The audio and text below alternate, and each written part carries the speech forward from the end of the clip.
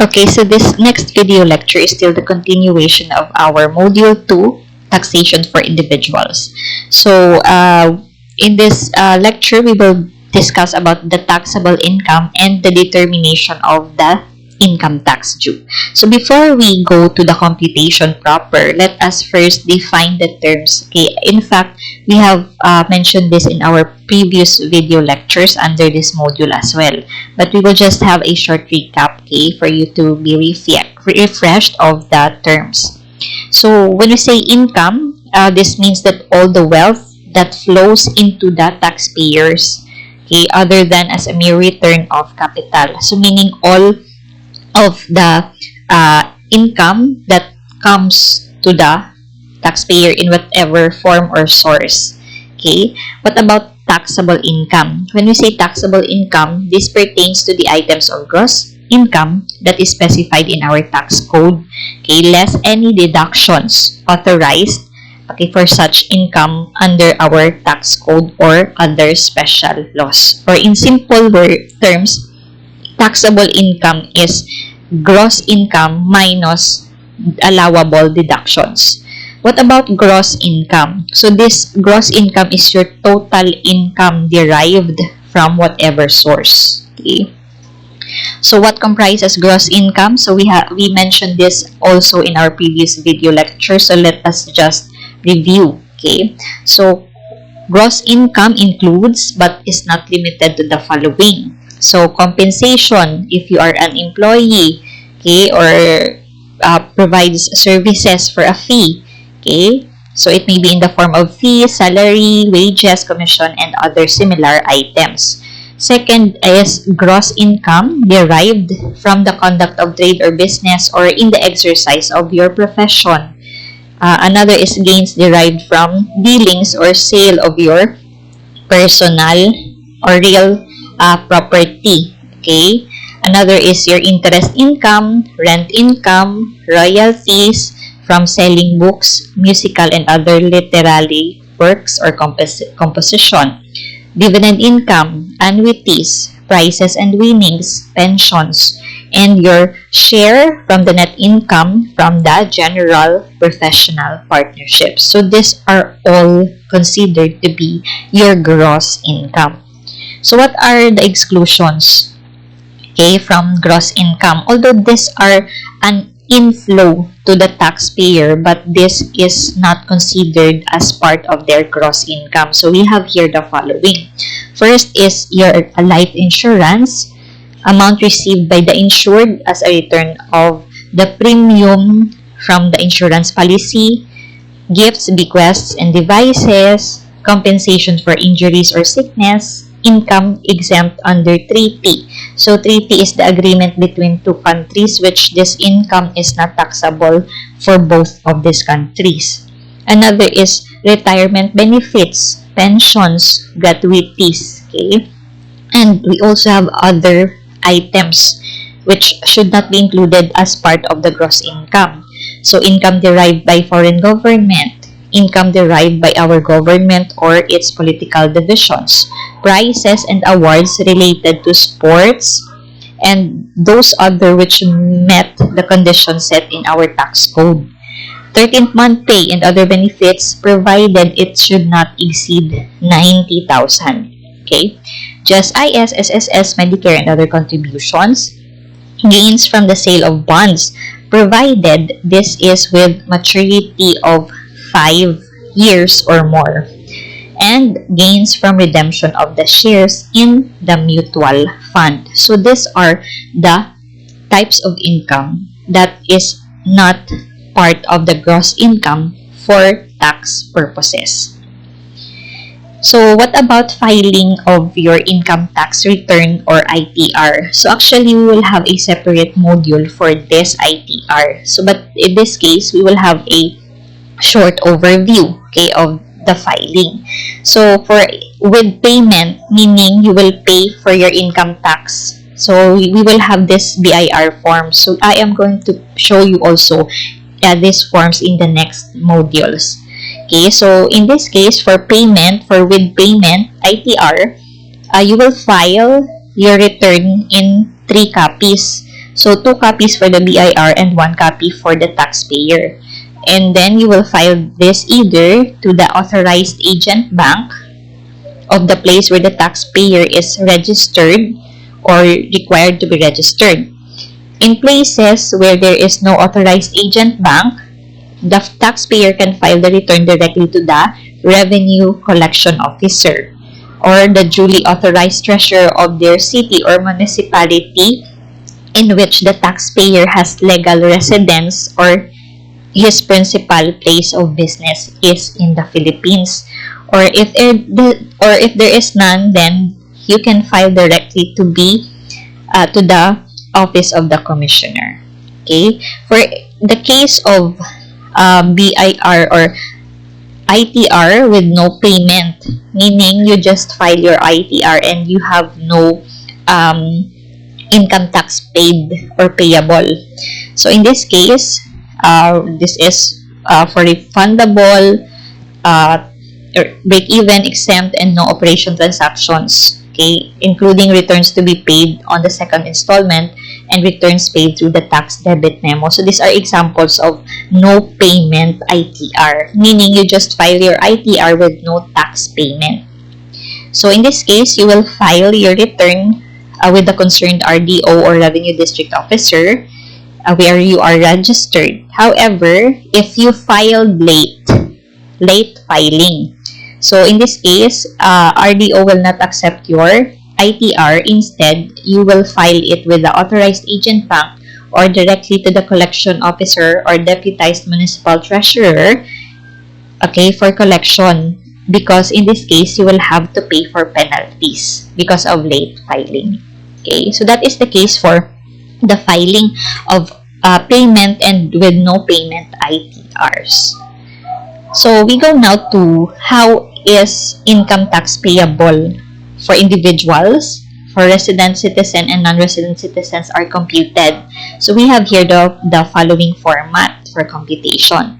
So if your income tax is based on the graduated income tax rate, so this is how you compute it.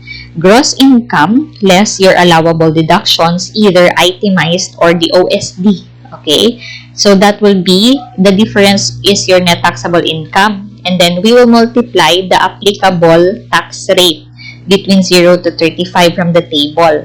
So that will be your tax due. In the case that you have a tax withheld, meaning you have set aside a fund for payment of your taxes, then you can deduct it, okay, to get your income tax payable. However, if you have no tax withheld, so you will pay the amount that is equal to income tax due. Okay. What about if you preferred the 8% tax rate? So this is for taxpayers which their source of income is purely from self-employment. So this is how you compute your income tax. So gross sales or receipts, we will add your other income. So that is your gross or total taxable income. And then we will deduct the allowable deduction of 250,000 under our section 54. Okay. So that will be your net taxable income. And then we will multiply it with 8% tax rate to get your income tax due. And again, if you have the tax withheld, so you can deduct it to get your income tax payable. For mixed income earner, meaning in this case, this is an individual who earns both compensation income and business income. Okay, so for compensation income, so this is how you compute your tax. Total compensation income less the non-taxable income. Non-taxable income is, it includes your 13th month pay and other benefit. Maximum is 90,000. But in excess of that, that is taxable. So that's why in this case, we will deduct it from your total compensation income. Okay, so that is your taxable compensation income. Again, that will be multiplied for the applicable tax rate between 0 to 35% from our income tax table.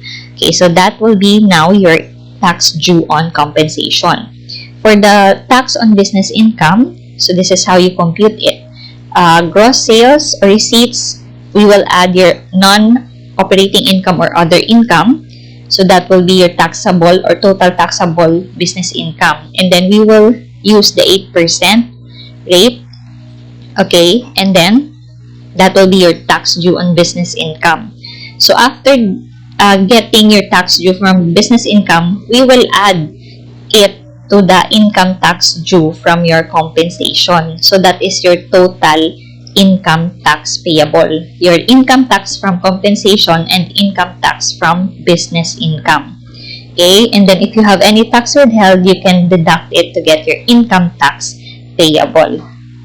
So how about income? How is income tax paid? Okay, for through withholding, for individual payee, if your gross annual business or professional income is do not exceed 3 million, so that's 5%. If the gross annual business or professional income is more than 3,000, your withholding is 10%. If you are non-individual payee, so if your gross annual business or professional income will not exceed 720,000, so the tax withheld will be 10% of that income. If the gross annual business or professional income is more than 720,000, you will withheld 15%. This is for withholding taxes, okay, to be set aside as payment for your income tax later on. This is what we deduct from here, okay. Tax withheld, okay, tax withheld per BIR form 2307. Okay, this is how you compute it. Okay, so by the pay the balances as you file the tax return is computed as follows. So this is income tax due less if you have any withholding tax, so that is your net income tax due payable to the BIR. So we have here a note. Note, when the tax due exceeds 2,000, the taxpayer may elect to pay in 2 equal installments. The first installment shall be paid at the time the return is filed, and the second installment on or before October 15, following the close of the calendar year, to the authorized agent back within the jurisdiction of the RDO where the taxpayer is registered. So we have here an example of how to compute, okay, your income tax. So again, taxable income, monthly basic pay plus additional pay minus the contributions, SSS, PhilHealth, Pag-ibig, deductions due to absences or tardiness. Okay, so we have here the table for your SSS. Okay, so this is how to determine your contribution as an employee. Okay, so in this case, this will be deducted from your gross salary to get your net pay. Okay, so if, for example, if your salary is from 1,000, falls between the range of 1,000 to 1,249.99, so the contribution that will be deducted from your salary is 36.30, and so on. So again, we have here the salary range as a basis on how much should be deducted from your salary as your contribution for SSS. Okay, this is the table. Another for PhilHealth. So we also have here the table. So if your salary range is 10,000 and below, so your contribution is 275. Okay, next, basically for PhilHealth, salary range times 2.75%. That's how you compute it. So if your salary now is more than 10,000 to 39,999.99, so your contribution is either from 275.02 to 1,099.99. So again, in PhilHealth, you just multiply your salary with 2.75. That is the amount of deduction from your salary as part of your contribution to the PhilHealth. Okay, so suppose that you are earning 23,000 a month. The computation for your taxable income will be as follows. So monthly basic, following the formula, taxable income, monthly basic pay minus the contributions for SSS, PhilHealth, and Pag-ibig. So, taxable income, 23,000. So, your SSS, that's your salary is 23. We go to your tax table. Your SSS contribution tables. This is our SSS contribution table. So, since your salary is 23,000, so you fall under 15,750 and above. So, your contribution is 581.30. So, that's what we are deducting from here. Next, for your PhilHealth, that's 23,000 times 2.75%. And for Pag-ibig, that's a fixed rate of 100. Okay? So, therefore, 23,000 minus your total contribution of SSS, PhilHealth, and Pag-ibig of 997.55. So, your taxable income is 22,002.45. So, in this case, once you have computed for your taxable income, we will proceed to the computation of your income tax. So, your taxable income, this is the basis for multiplying the tax rate. Okay? So, compute the income tax. Okay? So, the tax computation in the Philippines changed since 2018 in the form of the tax reform bill under the Duterte administration that is called as the TRAIN law. So, we have the current tax table. Okay, so this is the graduated income tax rate table that we will use. So here, income tax, so taxable income. Okay, so we will disregard this one. We will proceed with our example. So since our taxable income computed above is 22,002.45, so how to compute for your income tax due? So this is how to do it. 22,002, this is monthly. Okay, so we will multiply it with 12 months.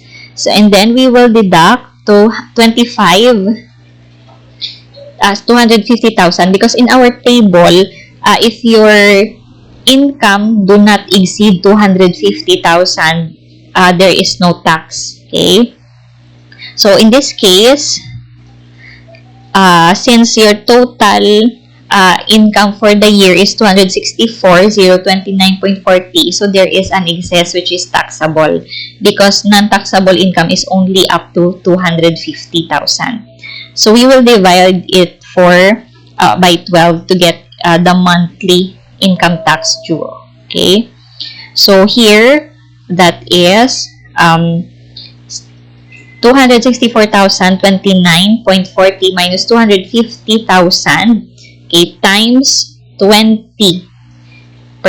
But why is it 20? Because you fall under the second line in the table. Your salary falls between the range of 250,000 to 400,000. That's why 20% will be the tax for the excess over 250. That's why we deducted this by 20% or 0.20. Okay, so divided by 12, so your income tax due per month is 233.82. But your income tax due for the year is equal to 2,805.88. Okay, so all that's left is to subtract your income tax from your taxable income. So your net pay of 22,000 2.45 minus your 223, actually 233.82, you can do your company can opt for it as a tax withheld or withhold it for your tax purposes. So they will get 233.82 every month from your salary, so that this amount will be set aside for payment of your income tax for 1 year. Okay, so that's tax withholding or withholding tax. So that's why if you could notice in your net pay, after deducting the contributions, we will still deduct the 233.82 income tax due. So your net pay that you can take home from your salary is only 21,768.63. Okay, so this is how we compute for your income tax due and net pay take home pay. Okay. So we have another example. So we have here the assumptions. Okay. I think we will discuss this in the next video lecture. Example 2. Okay.